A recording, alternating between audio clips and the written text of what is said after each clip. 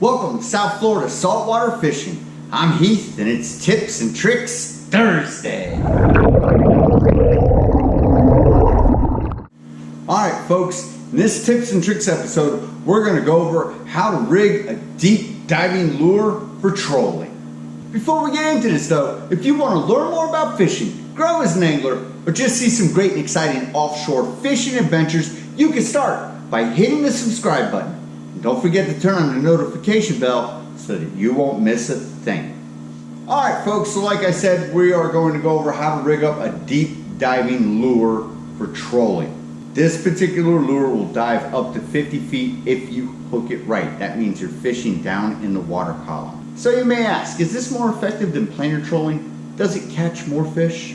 The correct answer is who knows? Sometimes yes, sometimes no. What you can expect to catch though when you go trolling with one of these is over the deep ledge of the reef you'll be looking for creatures like king mackerel, wahoo, and big barracudas. Now a little deeper in the stream maybe you're going to be looking for pelagics like tuna, mahi, marlin. Alright, so we're going to get into rigging this right now. Okay, to do this properly you're going to need a few things. You're going to need your deep diving lure of choice. A crimp tool, 10 feet of 150 pound monofilament leader, and 2 crimps rated for the diameter that your leader is. This leader is 1.3 millimeters, and these crimps are rated for 1.3 millimeter line. Okay, so the first thing we're going to do is we are going to fasten our lure to our leader. We will feed a crimp on to our leader.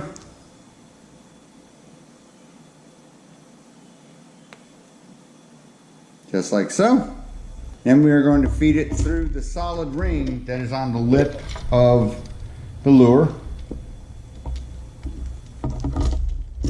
And then we will simply loop it around and pass it back through the crimp. All the way through, leave just the hair out. The thing about these lures, you don't want to leave a big loop like this when you go to crimp it. You want to make this connection as small as you possibly can. What this does is this will make your lure dive deeper and act properly. So we're good right there. Now we will take our crimp tool and we will put it at the appropriate setting and we are going to crimp it shut. And there you have it. Give it a tug, make sure it's not going to slip. Now your leader is attached to your lure. Next thing we're going to do is we're going to make a loop up at the top of the leader so that we can fasten it to the swivel of our main line. You're simply going to make a loop. This loop does not need to be tiny. You need to be able to get a swivel through it. So, you know, leave it about 3/4 of an inch, something like that, so that you can comfortably get a swivel through it. Take your crimping tool, the appropriate setting,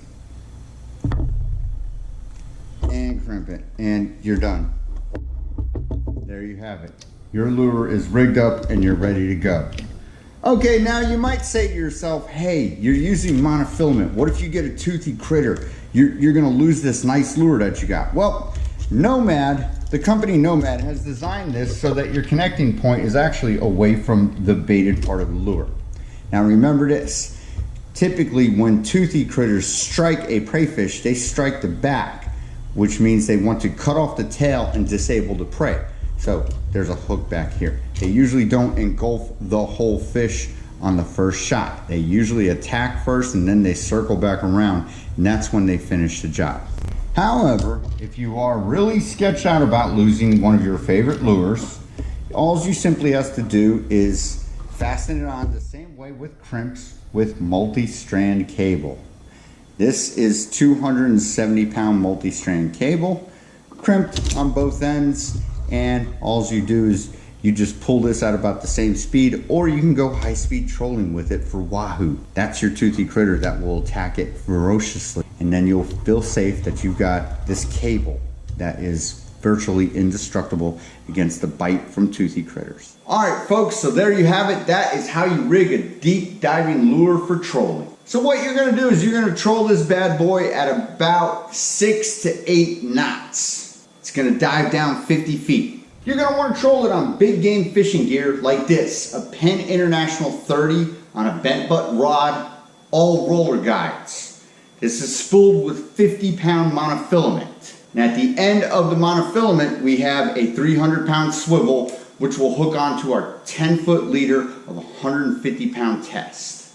Or you can troll it on a rod like this, which is a Penn International 30 spooled with 80-pound braid. Braid makes deep diving plugs troll better, so you might want to consider doing it. This is on a 7-foot custom chaos rod, all roller guides again. 300-pound swivel as the connecting point. Now the difference is if you're trolling with braid, you're going to need at least a 25 to 35-foot top shot of monofilament. I'd use about 80-pound test, and then you hook that right onto your 150-pound leader that connects to your lure. You're going to troll around, troll over structure, troll over the reef's deep edge, troll it out deep where you see forms of life. You're looking for the big pelagics again. Or you're looking for those monstrous toothy critters that swim over the reef's edge. Alright folks, that about does it for this episode. I hope you had fun, I hope you enjoyed, and I hope you learned about how to rig a deep diving lure for trolling. Till next time, South Florida saltwater fishing, going wherever the cool wind takes us.